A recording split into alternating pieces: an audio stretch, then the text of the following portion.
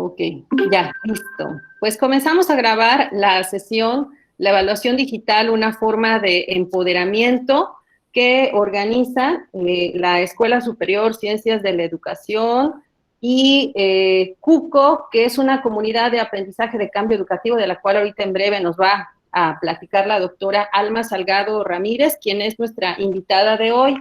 Entonces, voy a darle la bienvenida a todas y a todos, pero también a presentar una breve semblanza de la doctora Alma Salgado Ramírez, quien afortunadamente no es la primera vez que nos acompaña, sino que ya tenemos cierta cercanía ahorita que se ha intensificado con esto de la pandemia. Y entonces la voy a presentar para que de ahí pasemos a darle la palabra como parte de esta videoconferencia. La doctora Alma Salgado Ramírez es doctora en Educación de las Ciencias, Ingenierías y Tecnología, maestra en Calidad de la Educación, licenciada en Ciencias de la Educación por la Universidad de las Américas Puebla. Ha laborado en distintas instituciones educativas, coordinando y realizando actividades en las áreas de orientación educativa, consejería académica e investigación educativa.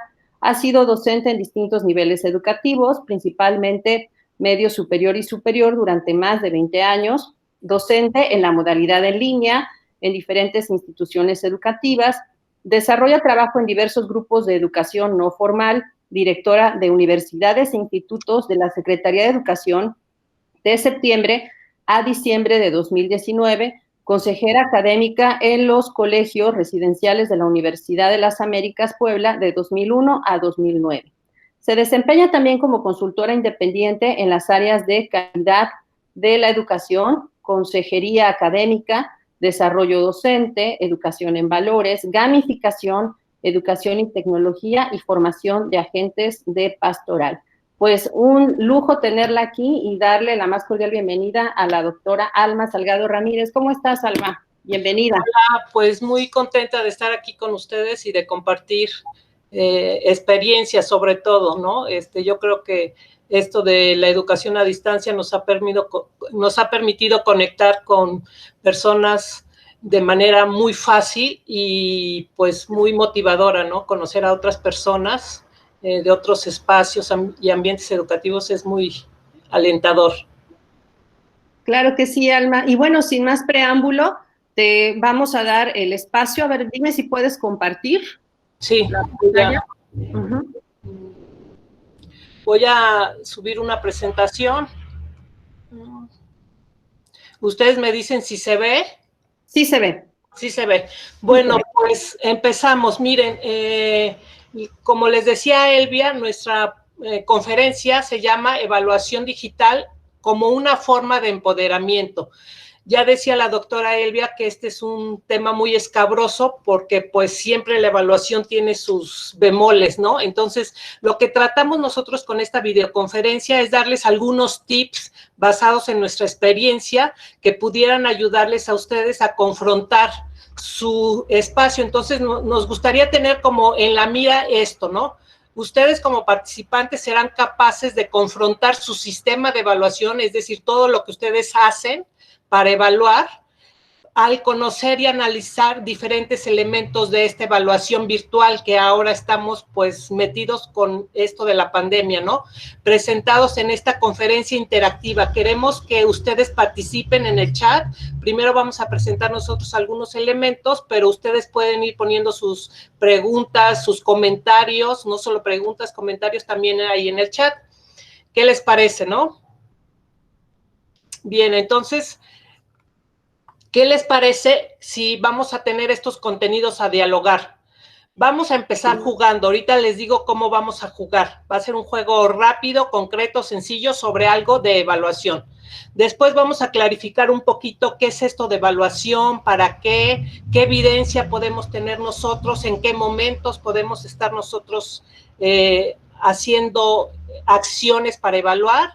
Después vamos a ver algo sobre la evaluación individual colaborativa en la virtualidad, es decir, saber que no podemos separar nunca lo individual de lo colaborativo, más ahora en este ambiente de virtualidad.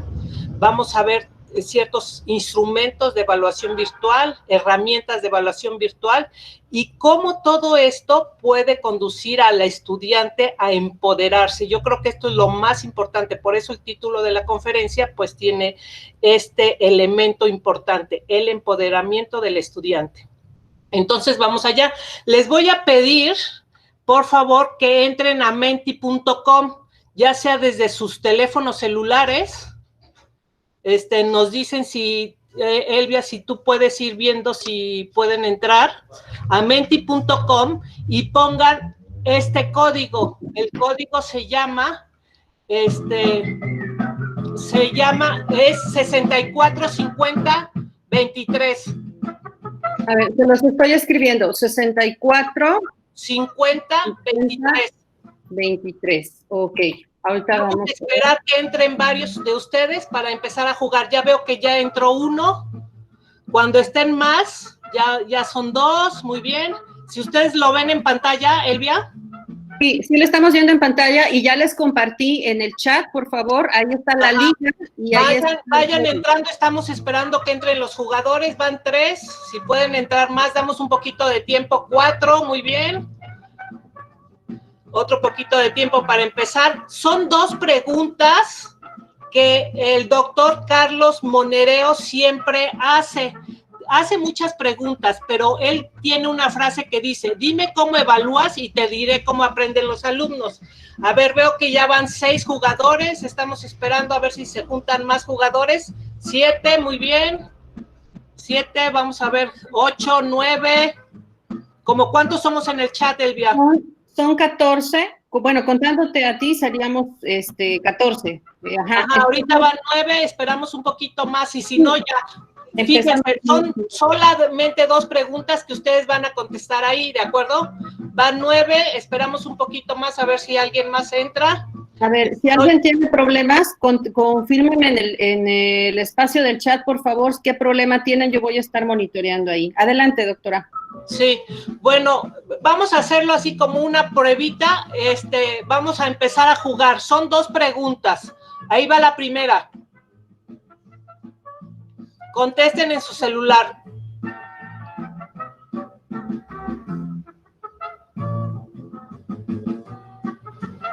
Tienen un tiempo, si se fijan ahí el cronómetro, 14, 13...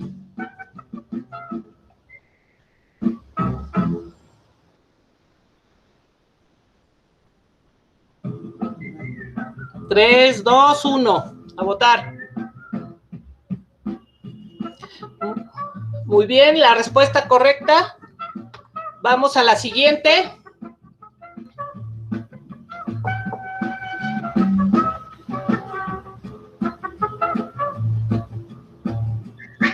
Una misma actividad para enseñar y para evaluar. A ver. Perfecto, ahí pueden ver sus respuestas.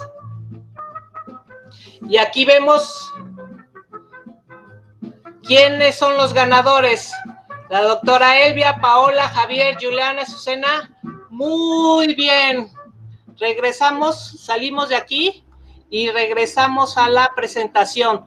¿Se ve, Elvia? Sí, sí se ve.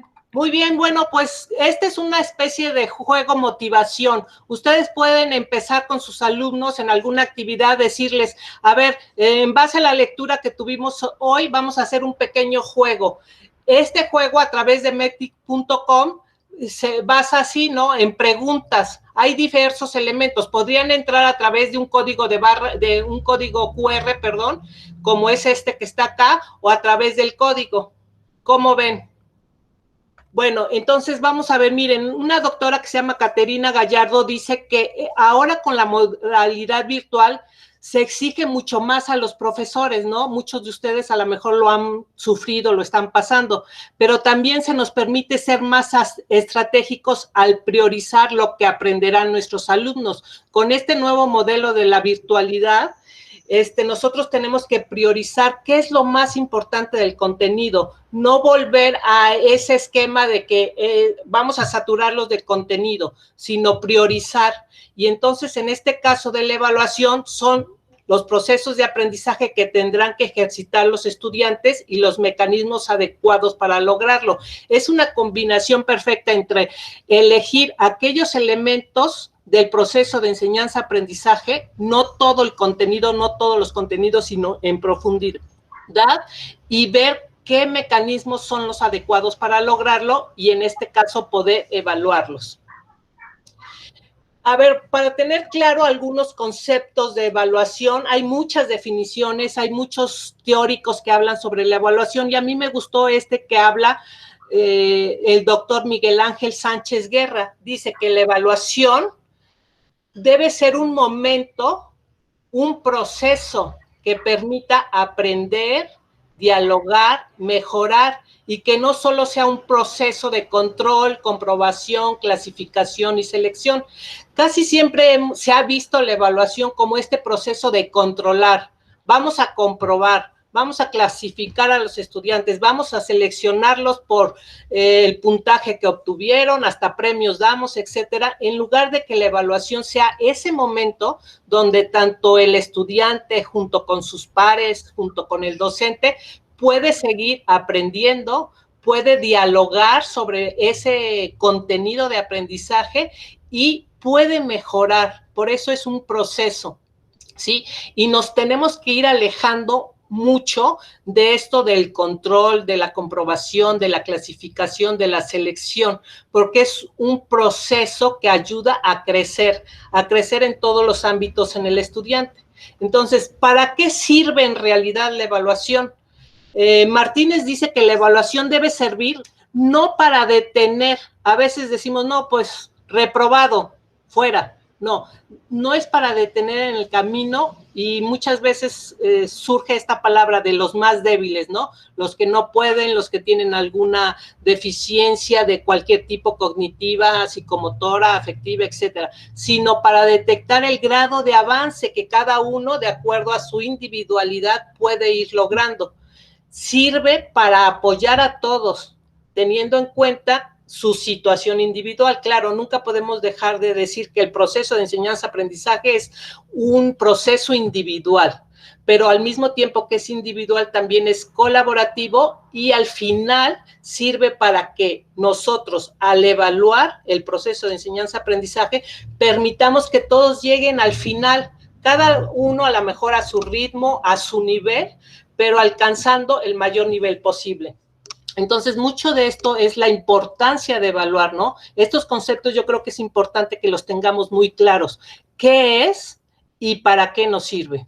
Entonces, también sí surge la pregunta, ¿en qué momento podemos evaluar? Generalmente estamos enfocados en la evaluación sumativa, pero podemos ver que la evaluación es diagnóstica. Podemos evaluar antes de algún proceso de enseñanza-aprendizaje, al inicio, durante el proceso de enseñanza-aprendizaje, también al final, que sería un poco la sumativa, y en realidad nosotros podemos evaluar en cualquier momento, antes, durante, al inicio, al final, en cualquier momento, ¿sí? Muy bien, les voy a presentar este esquema muy importante de la evaluación. Tenemos la evaluación formativa, como todos lo sabemos, y la evaluación sumativa. Entonces, vamos a ver este esquema que me compartió el doctor Enrique Palou García de esta manera. Para evaluar, tenemos que tener en cuenta como sabemos, pues el estudiante, ¿no? A los pares, como decimos, el proceso de aprendizaje es un proceso social, donde está el estudiante junto con otros pares, junto con sus docentes. Entonces, aquí vemos en esta tabla cómo todo esto involucra a la evaluación, todos estos actores, el estudiante, sus pares y el docente. Y entonces podemos preguntarnos esto, ¿a dónde va él o la estudiante? ¿Dónde está ahora? Es decir, ¿cómo es que se encuentra ahorita? Y cómo podemos llevarle hacia dónde está. Para lograr esto, ¿qué es lo que tenemos que ver? Primero, para responder a la pregunta ¿a dónde va el estudiante? Tenemos que clarificar, compartir y comprender las intenciones del aprendizaje. No podemos planear ningún ambiente de aprendizaje, ninguna sesión de aprendizaje, por pequeña que sea, sin tener claro cuáles son esas intenciones de aprendizaje o cuáles son los objetivos, cuáles son las metas, cuáles son los propósitos y qué resultados queremos lograr, ¿no? ¿Cómo queremos llevarlo ahí? Entonces, para esto, pues es necesario obtener evidencias de aprendizaje. ¿Cómo lo vamos a hacer? Pues a través de las distintas herramientas, acciones, actividades de aprendizaje, vamos a obtener esas evidencias. Y lo importante es que siempre esas evidencias de aprendizaje tengan retroalimentación o realimentación que haga avanzar al estudiante, ya sea la retroalimentación que el mismo estudiante se pueda dar a través de la autoevaluación, por ejemplo, o la retroalimentación a través de sus pares, como podría ser la coevaluación, o a través de la evaluación docente, pues con los muchos instrumentos, herramientas de las cuales ahorita la maestra, la doctora Elvia, perdón, les va a hablar, ¿no? Entonces, si se fijan cómo es todo un proceso, ¿no? Donde están incluidos todos los actores y donde, ¿qué tenemos que hacer? Mantener activos a los estudiantes como recursos de aprendizaje el uno al otro. Es decir, el mismo estudiante puede ser un recurso de aprendizaje, no denostando, no como una cosa, sino una oportunidad de que a través de la relación del estudiante con sus pares, de sus pares con el docente, etcétera, toda esta interacción, se puedan volver una ayuda al otro. Y para esto, pues, es importante, y aquí está lo del empoderamiento que hablábamos al inicio y el título de esta conferencia, activar a los estudiantes como dueños de su proceso de enseñanza-aprendizaje. Entonces, sí cobra sentido lo que decíamos al inicio cuando decimos, si nosotros queremos a la evaluación como un proceso de control, de clasificación, de selección, pues estamos dejando fuera de lado esto de activar a los estudiantes como dueños de su proceso de enseñanza-aprendizaje, porque ellos tienen que interactuar con todos los recursos, interactuar entre ellos, tener claro qué es lo que quieren lograr, tener las evidencias a través de acciones, proyectos, actividades, y después entonces alimentarse de esta retroalimentación que puede dar él mismo, sus pares y el docente para lograr que el proceso de enseñanza-aprendizaje logre sus frutos y el estudiante crezca de dónde está él hacia dónde quiere llegar él mismo, sus pares y sus docentes. ¿Cómo ves, Elvia? Está súper interesante, y con relación a esto, quiero comentar que tenemos en su mayoría, sí tenemos docentes, pocos lamentablemente, pero digamos que tenemos varios estudiantes de ciencias de la educación. Entonces, creo que esta parte es la que como estudiante sí debes de tener presente, porque como estudiante también tienes esa parte de los derechos, ¿no? De sí, a ser evaluado, pero tampoco es solamente tener una calificación, sino que la evaluación es un concepto mucho más amplio, y así como nos lo comentas, creo que tiene mucha connotación con lo que ahora necesitamos y con las situaciones que ahora se están dando de el aprendizaje y la enseñanza vía remota. Entonces, no sé si alguien tiene alguna pregunta para la doctora Alma. Sería bueno que aprovecháramos el chat para ir poniendo algunas preguntas o comentarios, o en el caso de los estudiantes también,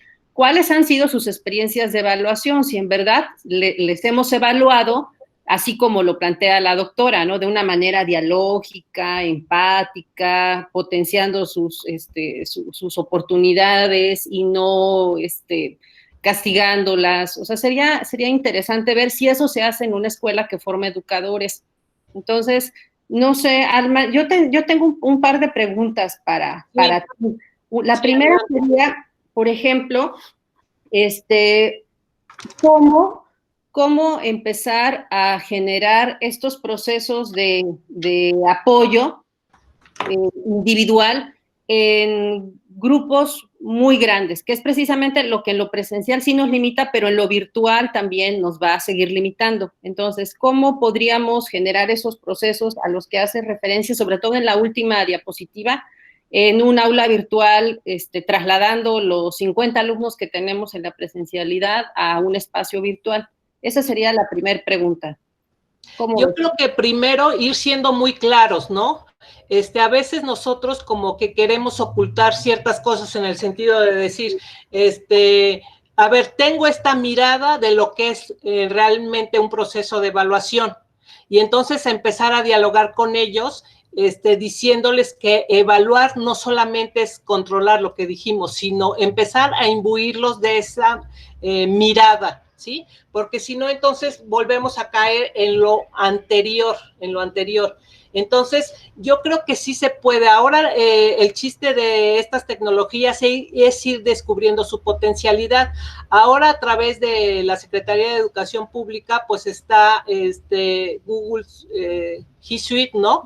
Donde ahora se empiezan a mezclar herramientas para que se puedan hacer salas virtuales, por ejemplo, y entonces se puedan mandar a los alumnos a diferentes salas y ellos puedan estar colaborando ahí. No querer nosotros tener todo el control. Los estudiantes ellos mismos, con una pequeña instrucción muy clara, tú les puedes decir, a ver, vamos a discutir 2 minutos esto y los mandas a unas salas. O si no se tiene la tecnología en ese momento, se pueden utilizar ahora el WhatsApp, el mismo correo electrónico, o sea, ser creativos para decir, entonces, mientras tú vas dando ese paso a que el alumno se empodere y no seas tú el que todo el tiempo estás dirigiendo la función, como se diría, entonces no se da el paso a esto, a empoderar al estudiante. Y yo creo que sí hay acciones muy concretas y claras que puedes hacer para que ellos se empoderen y construyan el conocimiento. Ok, pues muchas gracias, doctora Alma. Pues todavía estamos esperando algunas preguntas en el chat. ¿Y qué les parece si dejo mi segunda pregunta como que al aire? O sea, un momentito ya después de que presente y ya las vamos atendiendo para empezar ya a presentar y también que ustedes tengan oportunidad de ver toda el resto de los temas de la presentación de hoy. Entonces voy a compartir mi pantalla. Sí, adelante. Sí. Yo estaré pendiente aquí del chat. Claro, muchas gracias. Entonces, a ver, ya la compartí. Y me confirman, por favor, si se ve. Sí, sí se ve. Ok, muchas gracias. Pues bueno, miren, con esto que comenta la doctora Alma, cuando estamos trabajando en espacios virtuales, sí hay que ser muy creativos. Y también hay que considerar que hay muchas limitaciones. Una de ellas, la que principalmente se ve ahorita, es que en algún momento dado, se me estuvo a punto de ir la luz hace unos minutos, entonces si se me va la luz, pues ahí le voy a agradecer mucho a la doctora que me apoye en ese sentido, pero miren, una es el acceso, otra es que no podemos controlar las cuestiones tecnológicas, pero hay varios elementos que sí son importantes que ustedes consideren que cambian cuando trabajamos en espacios virtuales. Cuando trabajamos en espacios virtuales, las personas manejamos una identidad digital y es importante también que manejemos la autorregulación, que seamos capaces de establecer nuestros tiempos, nuestros espacios y nuestras formas de aprendizaje en un entorno virtual donde hay muchísimos estímulos, donde están muchas tentaciones y muchos distractores, más aún que en el presencial, me atrevo a afirmar. Entonces, también es importante que cuando se contemple la evaluación, consideremos que la realimentación o la retroalimentación, como lo comentaba la doctora, es sumamente elemental. O sea, no es nada más hacer la actividad y que me la califique la máquina o el maestro, sino también qué me llevo de ello. La realimentación es una parte súper importante de la evaluación y lamentablemente en muchas ocasiones solamente nos centramos en la calificación. Otra cosa que hay que considerar es que en la virtualidad se generan huellas digitales y esas huellas digitales son nuestro paso por las páginas que consultamos, los contenidos que publicamos, las apps y espacios que utilizamos, en este caso para aprender, para enseñar o para hacer cualquier contenido, ¿no? Entonces, aquí todos estos aspectos y la virtualidad dan una gran oportunidad para que las personas, llámese maestros, llámese docentes, generen sus propias rutas de aprendizaje, pero sobre todo de evaluación. Ahorita vamos a ver la parte creativa del asunto. La evaluación, como lo comentaba Alma, no puede estar desconectado de la reflexión. De la reflexión, por ejemplo, del dónde estoy y hacia dónde voy, qué tanto me falta. Esas cosas también de la ayuda al otro tienen que ir implícitas y explícitas también en los procesos de evaluación. La cuestión de la diversidad, no todo mundo es igual en la forma en la que enseña y aprende, pero tampoco no todo el mundo tiene las mismas aplicaciones web, ni tiene la misma velocidad de internet, ni el mismo acceso. Entonces, hay que ver que estos aspectos de diversidad y adaptación van per se muy ligados a la parte de la virtualidad en situaciones de aprendizaje y de evaluación.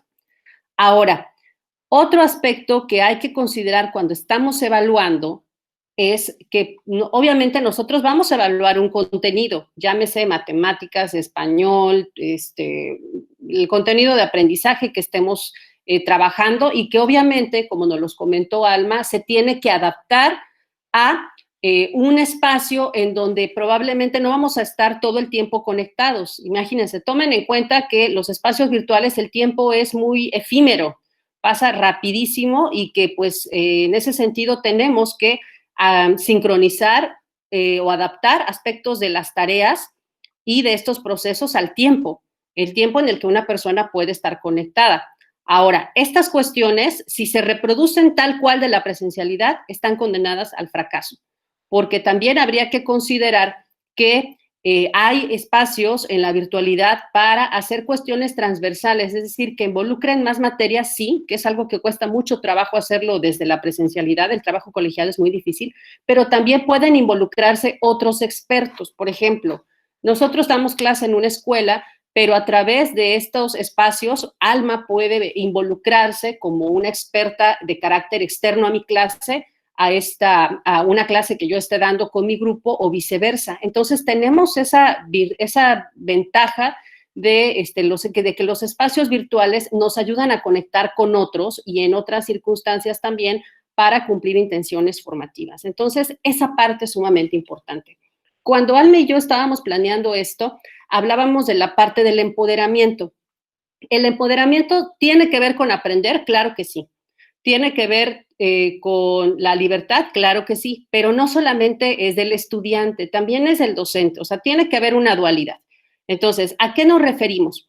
Lo ideal sería que evaluáramos, sí, para que una persona aprenda, pero sobre todo para que una persona, llámese maestro o estudiante, se empodere. Y esto quiere decir que el profesor y el estudiante van a tener cierta independencia, van a mejorar su situación académica de enseñanza, o sea, va a manejar la forma, va a mejorar la forma en la que enseña y va a mejorar la forma en la que aprende.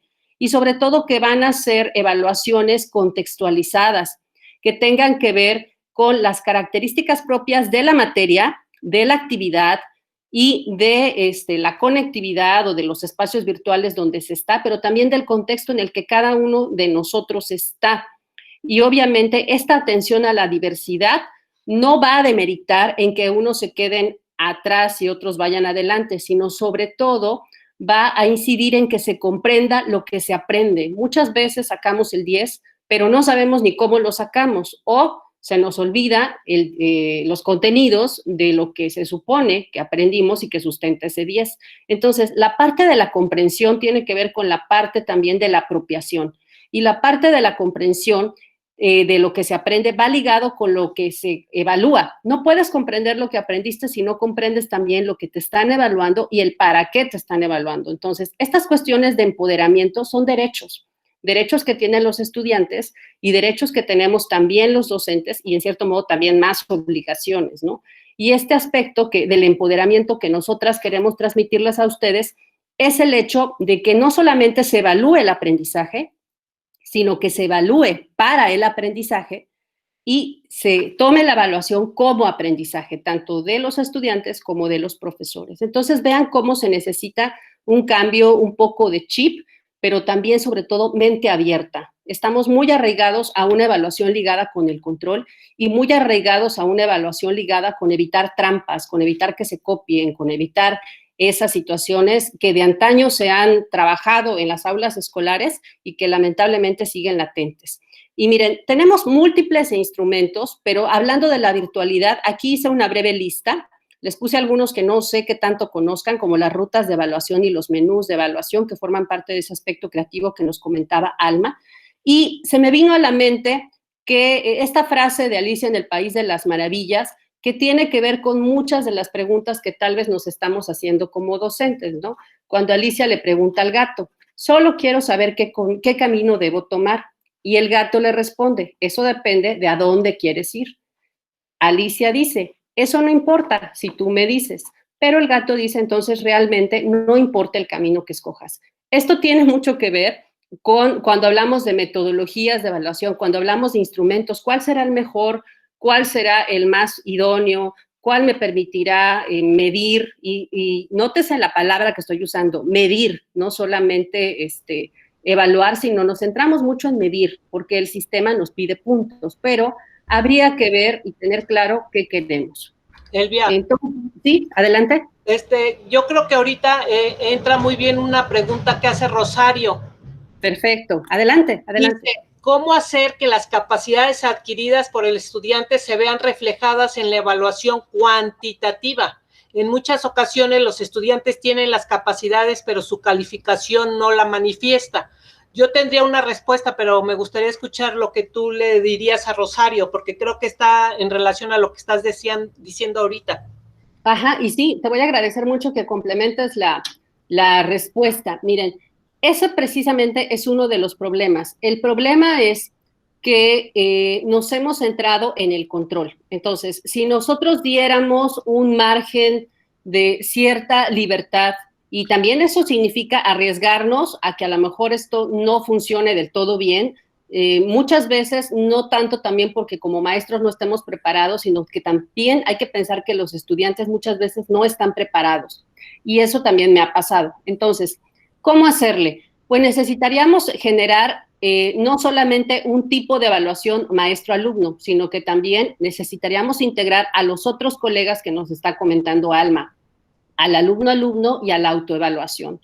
También tendríamos que generar procesos y criterios que van ligados sobre todo a la parte de la reflexión, más que a la parte de la tarea, y obviamente considerarlos dentro de los puntos. Nos guste o no, finalmente vamos a tener puntos, pero tendríamos que ampliar el abanico de criterios y el abanico también de formas de evaluación, lo cual vamos a ver qué tan complicado o qué tan complejo puede ser cuando tenemos muchos alumnos, pero sí es importante comentarles que a veces como docente puedes estar en la mejor disposición de hacer todo eso, pero lamentablemente hay situaciones en las que, y con justa razón, se enfocan más los estudiantes en preguntarte cuánto saqué, más que cuánto aprendí. O sea, es una situación que va de las dos vertientes. Sí, Alma. Sí, Elvia, de acuerdo con lo que dices, y solamente añadiría o reforzaría que en la misma pregunta que hace Rosario está un poco la respuesta. Sí, dice evaluación cuantitativa. Estamos acostumbrados, como decías, a los números, y la evaluación es un juicio de valor que reúne todo, tanto números, lo cuantitativo como con lo cualitativo. Si la diversificación de nuestros instrumentos y nuestras herramientas de evaluación incluye lo cualitativo y lo cuantitativo, se mostrarán esas capacidades de los estudiantes, ¿sí? Entonces, no hay que olvidar eso. Yo creo que eso es importante, diversificar, involucrar a todos los actores, pares, el mismo docente y el mismo estudiante, para que se enriquezca esta evaluación, y van a ver que sí se muestran esas capacidades. Sí, e ir construyendo, así agregando un poco a lo que dice Salma, esa nueva cultura de evaluación, que sea, ok, yo voy de acuerdo, necesitamos un 10 dentro del certificado para obtener pues una titulación expedita, o necesitamos un acreditado para pasar al siguiente nivel, lo cual ahorita fíjense que con esto de la pandemia es muy ambiguo, todo mundo pasó, pero en realidad no sabes cuánto aprendió, que no es lo mismo que la calificación que haya tenido. Y eso, de hecho, no lo digo yo, lo dicen estudios a nivel internacional que demuestran que hay al menos 1/3 de pérdida de los aprendizajes que tenían originalmente en la presencialidad los estudiantes. Chéquense estos estudios. Entonces, aquí el punto es cómo cambio también el chip, tanto propio como de mis alumnos, para que nos estemos centrando en eso, en el aprender y en el que yo tenga ese poder de lo que yo aprendo, más que en por qué yo saqué 9, por qué él tiene 8, por qué sí, o sea, esas cuestiones, sobre todo que se dan mucho al compararnos. Entonces, esa parte es una herencia de una evaluación centrada en el control, ¿sí? Sí, también aquí Raúl dice algo muy importante, dice, puede que el instrumento de evaluación aborde temas que se vieron en clase. Sin embargo, muchas veces está mal planteado. Muchas veces los estudiantes no saben leer y no entienden el instrumento, por lo que no pueden responder adecuadamente aunque sepan sobre el tema. Sí, cierto. Muchas veces depende de esto, ¿no, Elvia? Claro, y esto es lo que vamos a ver. La evaluación, fíjense que aquí hay un aspecto muy importante. Voy a regresarme atrás. Para que una evaluación sea efectiva, es importante que tanto quien evalúa como que es evaluado, conforme lo que dice Raúl, comprenda lo que se evalúa y sobre todo el para qué se evalúa. Si me están entregando una rúbrica súper inmensa, que es como luego también se estila, y súper complicada para que, si al maestro le da hasta flojera leerla, imagínense entonces a los estudiantes. Sí, qué horror. Entonces, aquí en la evaluación, la regla, sobre todo en ambientes virtuales, es que menos es más. Es más porque te va a dar mayor margen para realimentar, pero también es menos porque va a ser más sencillo de entender. Entonces, esos aspectos hay que considerarlos. Voy a seguir con la presentación. Y miren, por ejemplo, en un espacio virtual, hay un ejemplo muy claro de cómo se podría hacer una estrategia. Ojo, no es prescripción, no quiere decir que esto sea la última maravilla y todo, no, sino simplemente es organización. Si tú tienes claro lo que decía Alma, la evidencia, ¿sí? Llámese proyecto, llámese lo que sea, pero la evidencia la tienes claro, entonces lo único que debes de hacer es elegir el instrumento, hacerlo o curarlo. Les decía, curarlo no porque esté enfermo, sino curarlo porque puede ser que lo sacaste de algún lado de internet o tenías ya uno y lo adaptaste. También es importante y no es tan descabellado que una actividad tenga más de un evaluador. Estamos acostumbrados a que el docente, pero imagínense que un mismo instrumento lo pueda aplicar el docente, el alumno que se autoevalúa y el alumno que coevalúa o el par. Entonces, así también puedes ampliar o diversificar las miradas y obtener información de 3 miradas distintas, que es algo que comentaba también Alma.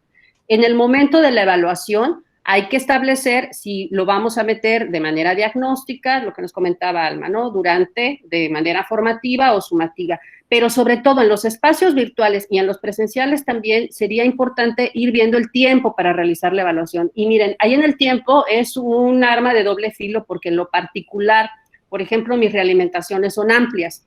Le doy mucho peso a la realimentación y sí me toma más de 72 horas. Pero depende también del tipo de instrumento. Si tú, por ejemplo, haces un quiz autoevaluable, que eso se puede configurar en Internet, obviamente el tiempo para realizar la evaluación se reduce o es instantáneo, pero de manera que tan complejo sea la evidencia como el instrumento, va a llevarte más de ese tiempo. Pero sí necesitas a lo mejor tener más claro esto para que tú lo vayas clarificando con los estudiantes. Aquí es algo muy importante también, ¿qué estrategias vas a hacer para atender la realimentación? Y fíjense que es otro talón de Aquiles. Muchas veces solamente nos vamos a darles la calificación y a decirles muy bien o excelente o bueno, corrige esto, pero no nos damos esos espacios para la realimentación y sobre todo, cómo vamos a conectar esto que hicieron con la siguiente actividad. O sea, que no sea una actividad de que se evaluó, se terminó, ¿no? Entonces, ese punto sí es necesario. Y les voy a presentar rápidamente los instrumentos para que ustedes vayan teniendo una idea de cómo se van diseñando. Entonces, ¿por qué decíamos, por ejemplo, les voy a presentar aquí la parte de las rúbricas, que son instrumentos muy recurrentes en la presencialidad, pero que en la virtualidad también se pueden hacer, obviamente, hay muchas aplicaciones para rúbricas, pero la clave de esto es cómo las vas diseñando. Miren, por ejemplo, apenas yo diseñé con unos alumnos de maestría una rúbrica holística, si ustedes lo quieren ver así, nosotros estamos trabajando en una plataforma de juego que se llama Classcraft. Esa plataforma de juego involucra que ellos desarrollen ciertos procesos que son los que yo quiero potencializar aquí, la autogestión, y están trabajando con sus dispositivos móviles. Entonces aquí yo tengo la actividad, yo tengo la intención y yo tengo aquí las acciones de seguimiento, ¿no? ¿Cómo le voy a hacer para garantizar que esta actividad que logra esta intención en cierto nivel, pues se siga relacionando con las que vienen o con la siguiente actividad que voy a presentar? Entonces, aquí como ustedes pueden ver, en los niveles de la rúbrica, más que excelente, bien, muy bien, como son actividades de pensamiento crítico las que estamos trabajando en Classcraft con dispositivos móviles, aquí yo genero estos tipos de niveles.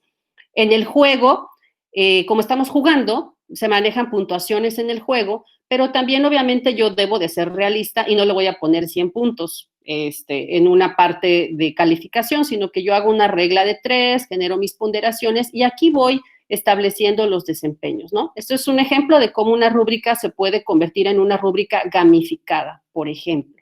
Y se puede hacer de forma holística o se puede hacer la misma rúbrica de forma analítica, que como ustedes saben, la rúbrica analítica pues es más descriptiva en cuanto a los criterios o aspectos a evaluar, ¿no? Tiene mayor número de descriptores y vean cómo cambia el diseño. Entonces, esto es un ejemplo. Las otras que he trabajado han sido en esta aplicación que se llama Quick Rubric, que también se las voy a mostrar. Y en Quick Rubric, pues tú puedes hacer tu rúbrica de manera automatizada, como en Rubistar también, y simplemente, esta es una rúbrica analítica, tener la competencia genérica, los criterios y lo demás, ¿no? Entonces, yo lo que sugiero es que entre menos criterios sean los que se evalúan, que a lo mejor sean criterios más bien elegidos que en cantidad, pues se va a tener mejores resultados, ¿no? Es una rúbrica más sencilla y sobre todo cuando son analíticas, que suelen ser muy engorrosas.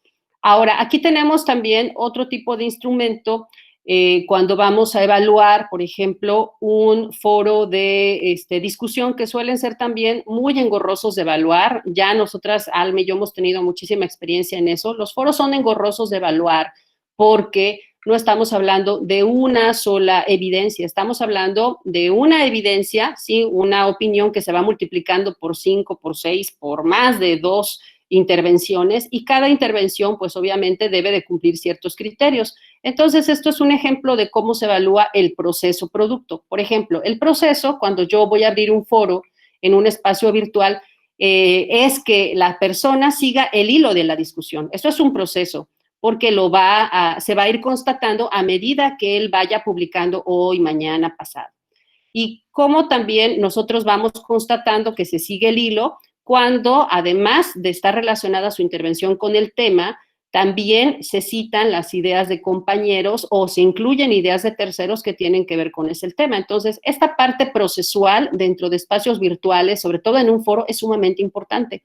Ya si le quieren meter alguna parte ligada a la evidencia o al producto, pues pueden meterle la parte ortográfica, que tiene que ver también mucho con lo que se quiere decir en el foro. Como en el foro no hablamos, sino escribimos, la publicación y los errores de ortografía, por ejemplo, el uso es muy importante. ¿Sí? ¿Querían comentar algo?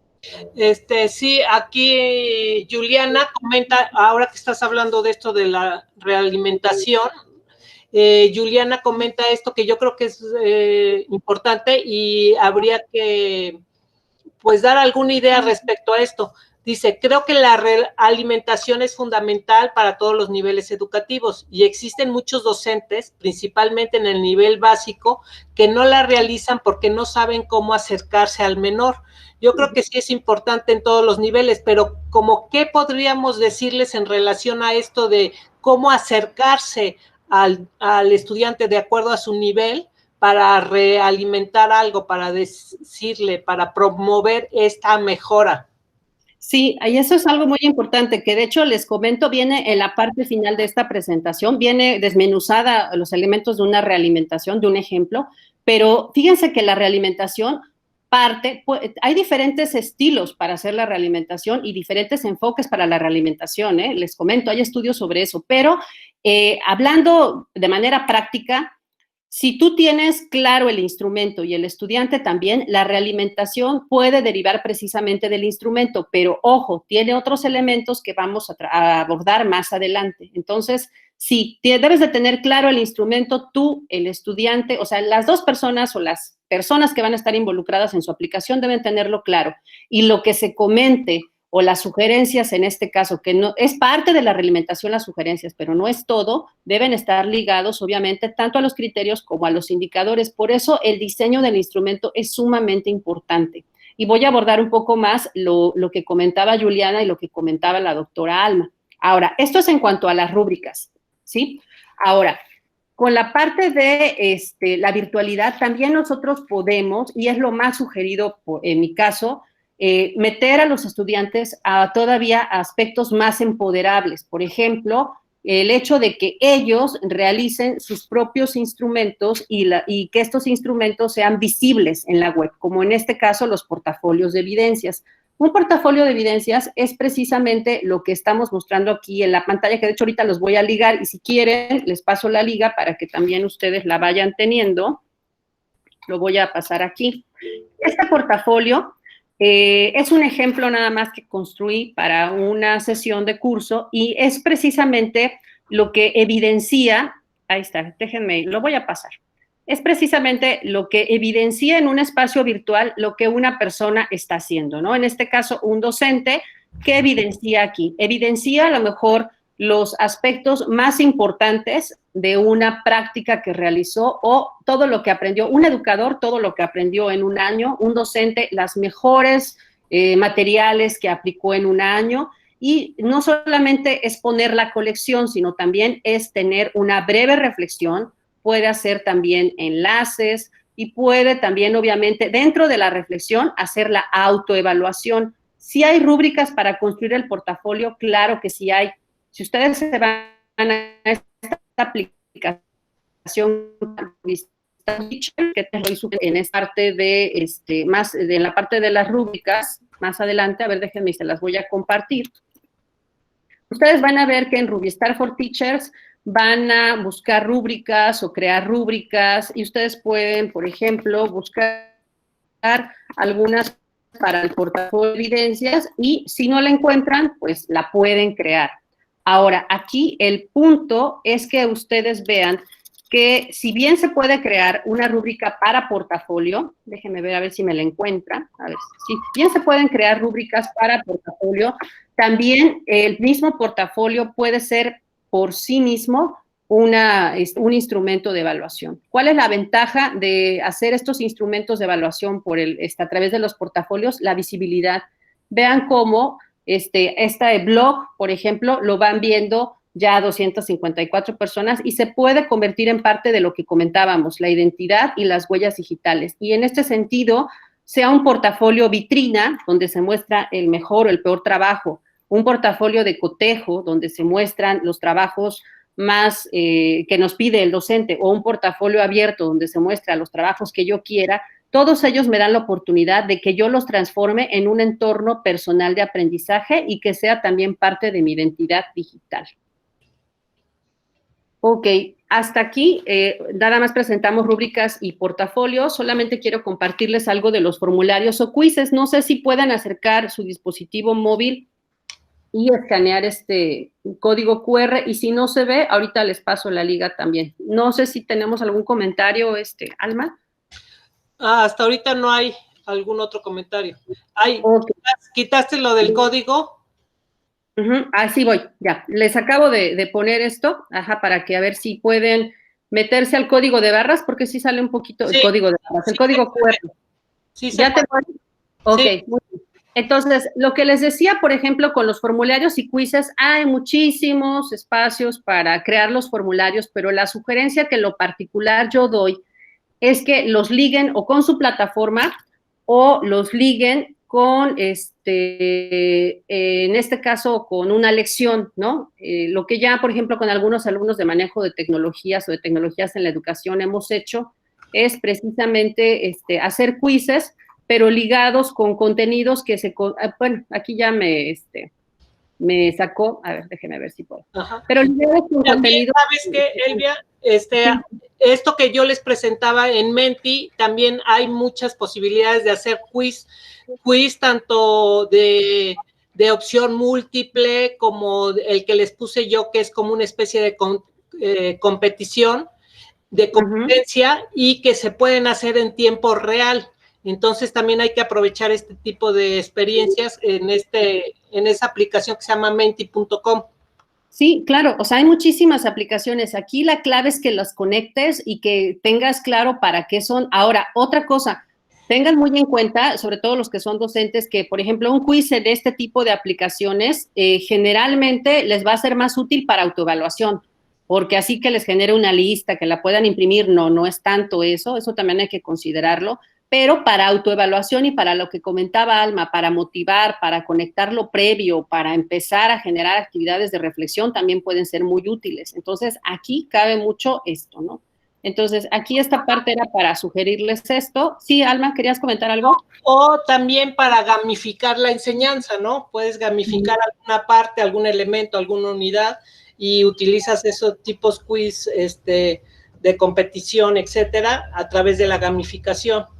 Claro, y eso es parte de lo que les quería comentar en la parte del vincularlo con algo, ¿no? O sea, por ejemplo, Alma nos dice gamificación y también, de hecho, los quizzes como son formularios muy pequeñitos, generalmente van vinculados con un juego o con una lección, como lo pueden ver aquí. Ahora, hay otra parte de los diarios reflexivos. Aquí, miren, lo de menos es donde lo hagan. Lo pueden hacer en Evernote, en OneNote, o lo pueden hacer en un documento en Google colaborativo, pero también hay espacios como, por ejemplo, esta aplicación que se llama Pensu, donde está, digamos que específicamente diseñada, se las estoy pasando acá, está específicamente diseñada para hacer tu journey o tu diario, ¿no? Dentro de línea, ¿no? Entonces, aquí, por ejemplo, tú vas empezando a escribir tu portada, tus entradas personalizadas, vas personalizando tu diario y lo tienes aquí, ¿no? Pero aquí creo que lo de menos es dónde lo haces, sino sobre todo cómo lo haces. Y en esta parte quiero compartirles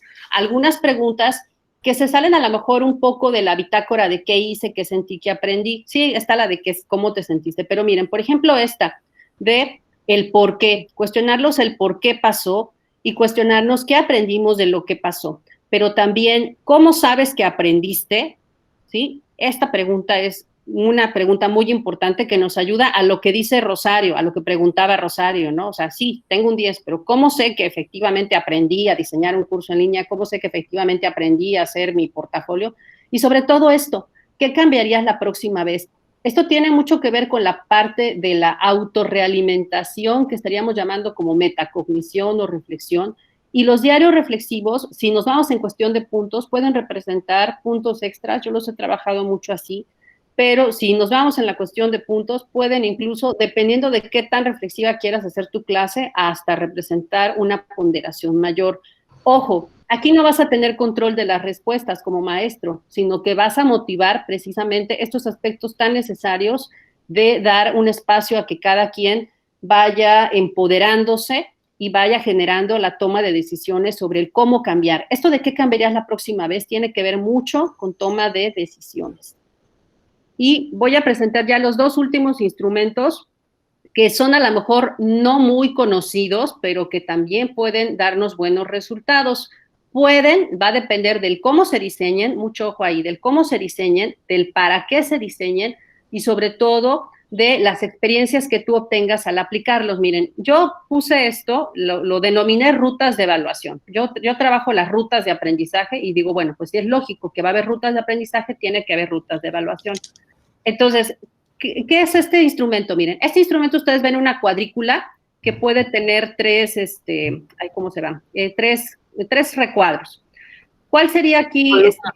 Sí, hola, adelante. Sí, adelante, se te escucha bien. Bueno, entonces, aquí lo que yo les decía es que, por ejemplo, tiene estos cuadritos y ¿qué hace el estudiante? El estudiante genera su ruta de evaluación con las actividades e instrumentos en 3 o en 2. Bueno, aquí me faltó un cuadrito, ya no lo hice por falta de tiempo y espacio, pero, por ejemplo, él puede decidir si hace las 3 horizontales las 3 verticales, imagínense que aquí hay otra, o 3 diagonales, puede ser de 3 o de 4. Entonces, lo que él hace, por ejemplo, dice, bueno, yo voy a elegir los primeros 3, los 3 horizontales. ¿Qué va a elegir? Bueno, pues va a elegir a lo mejor cuestiones más elementales, pero no se salen de la intención formativa, porque la intención formativa pues se construye con cada uno de los recuadros. Entonces puede ser que él elija redactar y compartir un perfil de búsqueda, aplicar criterios y en bases de datos especializadas o en bases de datos específicas. Pero si ustedes se fijan, no es solamente la actividad que elige, no es solamente el grado de complejidad de la actividad que elige, sino también es cómo se evalúa. Miren, por ejemplo, él sabe que si elige estas 3, aquí lo van a evaluar con una lista de cotejo el maestro. Esto es una heteroevaluación.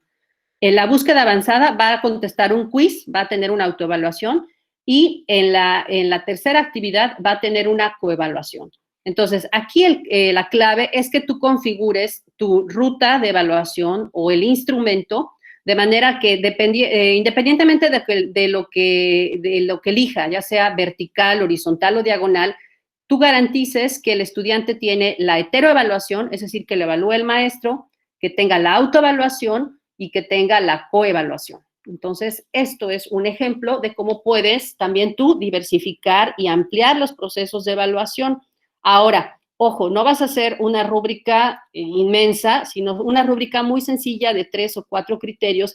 Y aquí la ventaja que tienes es que le das lo que decía Alma en esta parte, le das el reconocimiento a lo que sabe y a que la persona vaya eligiendo su propio proceso para aprender. Esto es genial, a mí me encantó. Ahora, este es otro ejemplo de cómo se hace en inglés, por ejemplo, para los que enseñan inglés.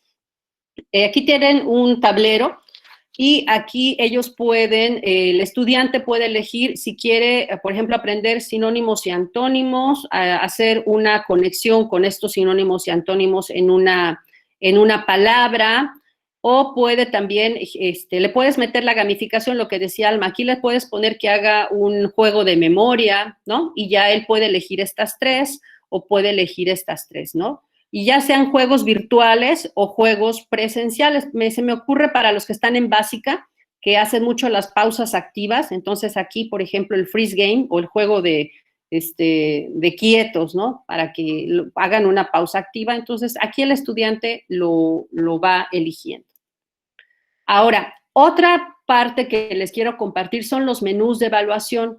Puede ser que, por ejemplo, yo diga, bueno, no, eso de que elijan horizontal, vertical, no, yo quiero tener más control, pero eso no quiere decir que no lo podamos adaptar. Entonces, se me ocurrió esta parte de los menús, porque, por ejemplo, supongamos que yo pongo al estudiante a un proyecto de un blog temático de la Agenda 2030, ¿sí? Sabemos que la Agenda 2030 es una de las agendas muy importantes para educación y que lamentablemente pocas escuelas están tomando. Entonces, le pido que desarrolle un blog y le divido el menú de evaluación en 3 tiempos. El primer tiempo es el aperitivo. En ese aperitivo, él va a hacer todo lo que diga aquí. Y resulta que todos los aperitivos son autoevaluación. ¿Qué va a hacer? Un video quiz, que ustedes saben que un video quiz es un video con preguntas también que se contestan, o puede ser un juego. Aquí va a leer un texto y contestar preguntas, y aquí va a configurar un blog con una lista de conformidad con una lista de cotejo. Esto es obligatorio y se autoevalúa, ¿sí? Puede ser que si lo quieren ver en puntos, aquí yo le dé 3 puntos.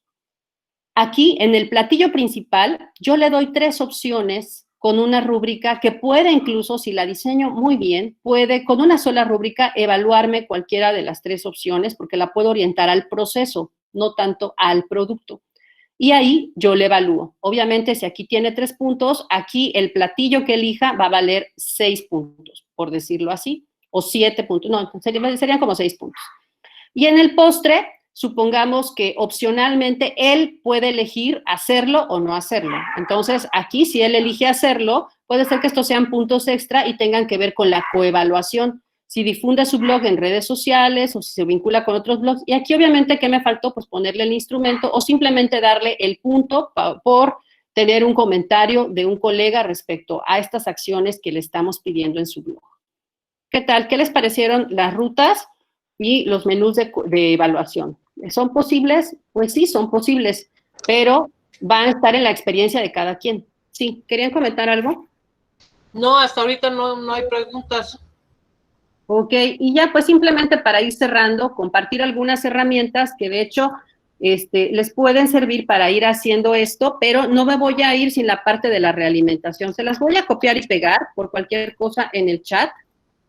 A ver, se las voy a copiar y pegar. Aquí están las herramientas para que ustedes las vayan viendo, pero también, sobre todo, pues sí, la suite de Google es muy buena, sí, pero igual que tampoco hay que casarse con herramientas, hay que diversificar y pues ustedes pruébenlas, sí, nadie más va a saber qué tan buenas son más que ustedes. Ahora, vámonos a la parte de realimentación que comentaba Alma, Juliana, y que tocaron varios de ustedes. Miren, la realimentación es un proceso sumamente importante, es lo que caracteriza en gran medida a la evaluación.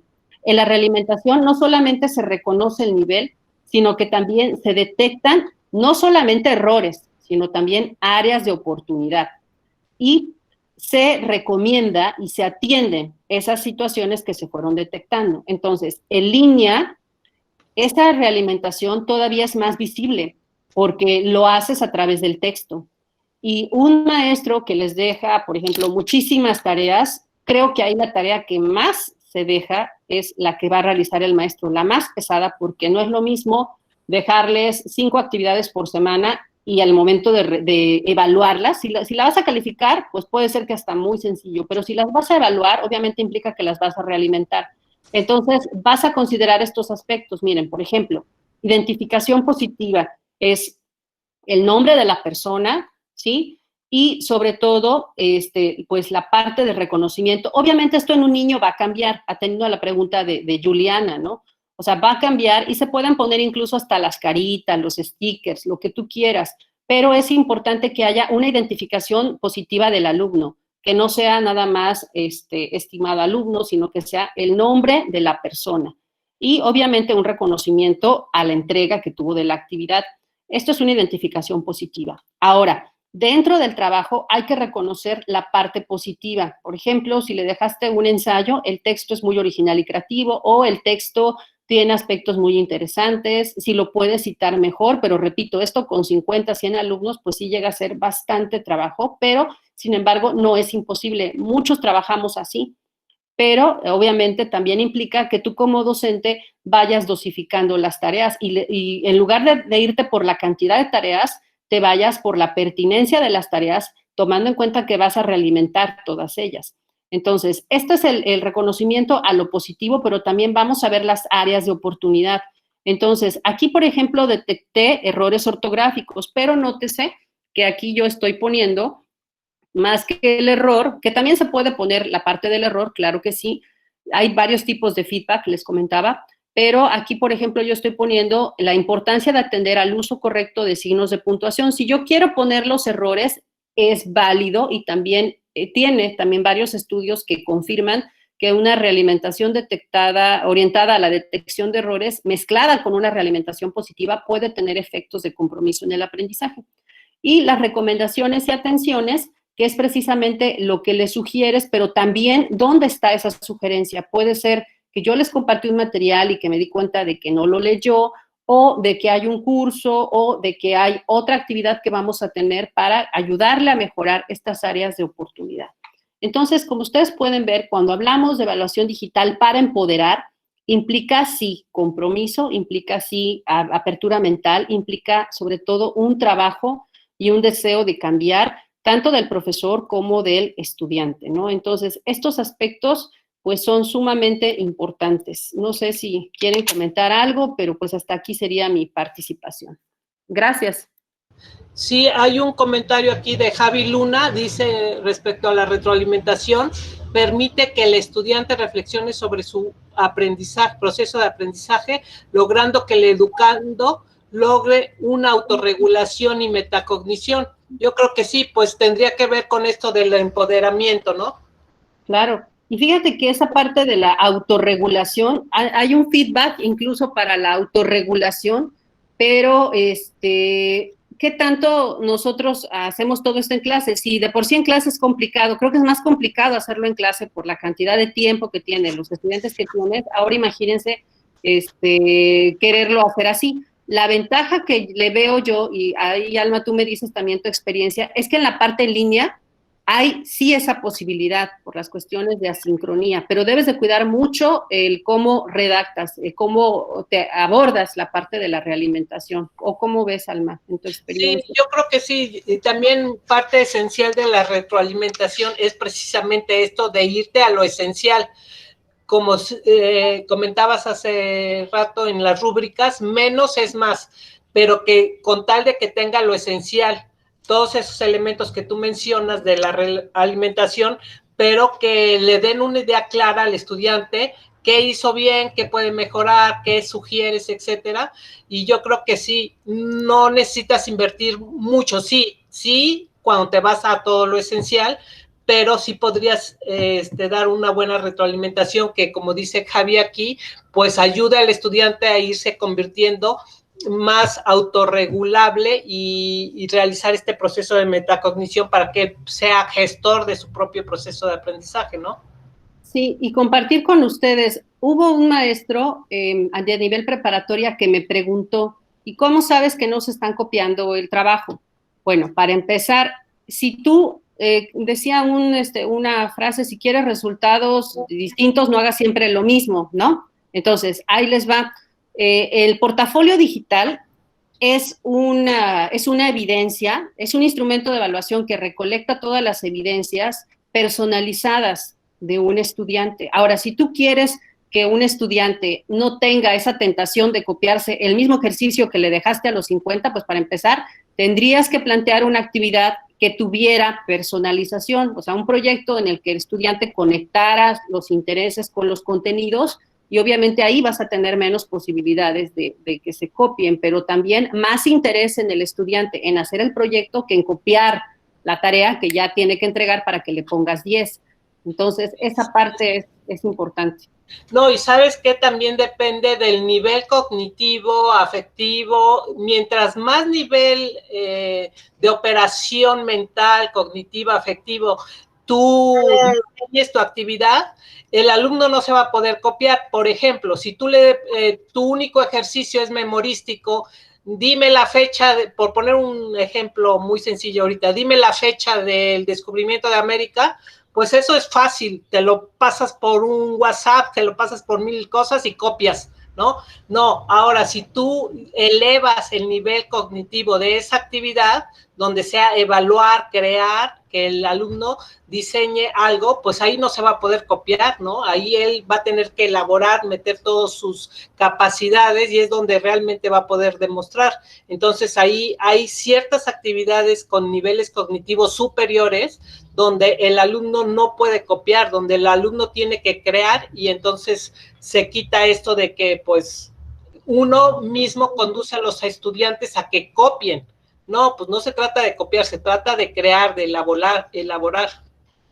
Así es. Entonces nos gustaría saber si algunos de ustedes con esto que han escuchado tanto de Alma como de mí, pues tienen alguna idea, pues a lo mejor si ustedes no son profesores que estén frente a grupo, pero al menos de sí, cómo pueden ustedes autoevaluarse o cómo les gustaría que fueran evaluados.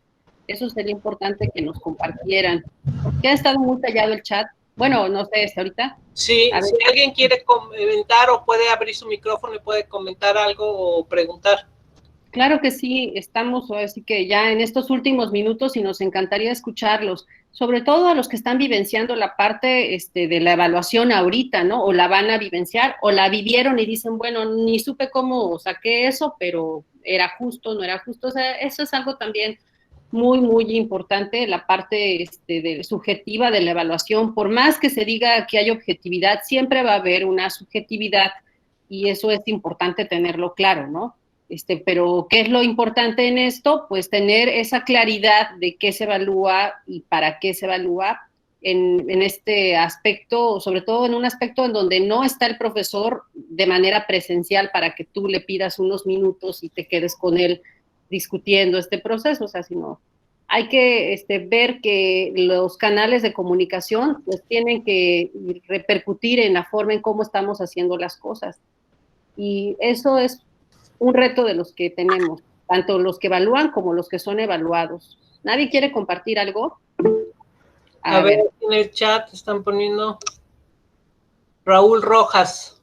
Dice, claro, sí, la demanda cognitiva es alta, aunque haya posibilidad de copia, más que una copia será una referencia para quien no sabe cómo empezar, que tenga un ejemplo. Al final tendrá que hacer su propio desarrollo para una tarea asignada. Exactamente, o sea, por eso digo que muchas veces depende del maestro y de la actividad que está diseñando si conduce a los estudiantes a copiar, porque pues sabemos que a lo mejor se van por el camino más fácil, pero si se crea este ambiente donde se diseñan actividades con demanda cognitiva alta, donde sus operaciones cognitivas sean superiores, pues entonces no, como dice Raúl, estamos de acuerdo, no va a ser posibilidad de copia, sino de creación.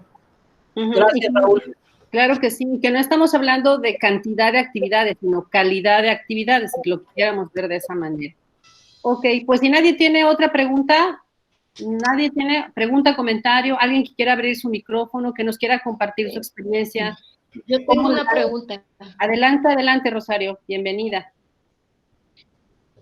Por ejemplo, nos dejan alguna actividad donde hay que compartir. Imaginemos un video y comentarios de mis compañeros escucho que dicen, yo espero a que 3 o 4 suban su video para yo elaborar el mío.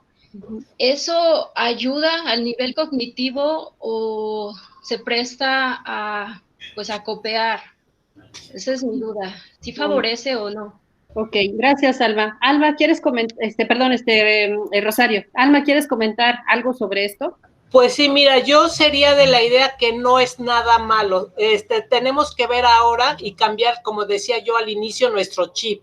Estamos en una sociedad donde el conectivismo es importante. La inteligencia colectiva precisamente se crea y amplía nuestros esquemas mentales, nuestro sistema de andamiaje, ayuda. Entonces, si tú cuando califiques ese video ves que es una copia tal cual de los otros, no creo, o sea, yo creo que ese va a dar, o sea, hay personas, depende también de la actividad cognitiva de cada uno, pero a veces hay personas que necesitan recuperar ciertos elementos de otros para poder crear. No se crea de la nada, o sea, hay muy pocas cosas que se creen de la nada, por eso es la importancia ahora de la inteligencia colectiva y eso ayuda a que tú sigas produzcas. ¿Cómo se da ahora? Es importante el compartir, ¿no? Si tú haces un artículo, pues lo compartes. ¿Para qué? Para que en base a ese artículo de investigación se generen más. Y esto sí, Elvia, adelante. Sí, no, sí, era lo que estaba comentando, que es precisamente algo de lo que tú dices. La inteligencia colectiva tiene que ver con lo que aquí en quienes trabajamos contenidos digitales le llamamos como curación de contenidos. Entonces, para que un maestro o un estudiante se dé una idea, o lo que decía Raúl, sí, tiene que a lo mejor tener un referente. Entonces, ese referente lo va a buscar en Internet. Cualquiera de nosotros. Internet ahorita ya es como que la gran biblioteca digital que tiene cualquier tipo de contenidos y de los cuales pues tú vas a hacer esa parte. Lo que sí es importante es que quien evalúa esa actividad tenga claro qué se le va a evaluar, porque si no tienes claro qué te van a evaluar, puedes consultar miles de videos, ¿sí? O videos de los propios compañeros, pero si no hay esa claridad de qué te están calificando y qué te están evaluando, entonces ahí corres el riesgo de hacer, sí, un video, pero que no cumpla con los criterios o las habilidades que se te están evaluando. Entonces, esa es parte de lo que quería comentar. Pues muy bien. Pues, Alma. Pues no, pues si ya no hay más comentarios, sí estuvieron medio calladitos, pero pues está bien que todo esto nos sirva para seguir construyendo, creando, compartiendo y entre todos enriqueciéndonos.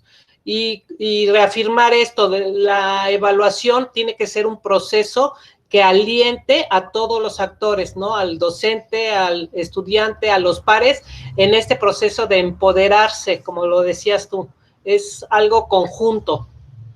Sí, y voy cerrando con esto, primero agradeciéndole a todos ustedes, a Alma, pero sobre todo recordándoles que todos somos evaluadores. Aquí no hay tanto que el maestro sea el único que evalúa, también tú como estudiante te autoevalúas, evalúas a otros, nos evalúas a nosotros los profesores, entonces la evaluación no se supedita únicamente a una figura, sino que es parte de tu vida y en ese sentido, pues hay que empezar a empoderarnos y esa sería parte de la invitación que nosotras hacemos y pues les agradecemos a todos su presencia, sobre todo a la doctora Alma que se tomó un tiempo para compartirnos esta valiosa experiencia y pues muchas gracias, doctora.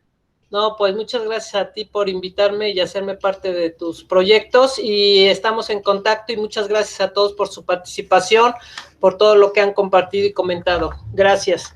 Sí, y les informamos, vienen 2 conferencias más, todavía no tenemos fecha, viene una sobre aula invertida, que es la que estamos ahorita planteando, vamos a invitar de nuevo a Alma, ojalá y tenga posibilidad, y viene otra sobre la educación básica, los cambios en la nueva normalidad, que estamos por confirmar, creo que el próximo viernes ya está aquí el maestro Lesban para hablarnos sobre esa nueva normalidad en educación básica, así que estén pendientes y mientras tanto, pues bonita tarde a todos y les agradecemos su asistencia. Muchas gracias, hasta luego. Hasta luego a todos y a todas. Compartirás la presentación, ¿verdad? Sí, sí los voy a compartir y ya te voy mandando los enlaces, Alma, para que igual la compartas. Voy a detener la grabación. Cuídate. Gracias. Abrazos a todos. Hasta luego. Gracias. Bye. Bye.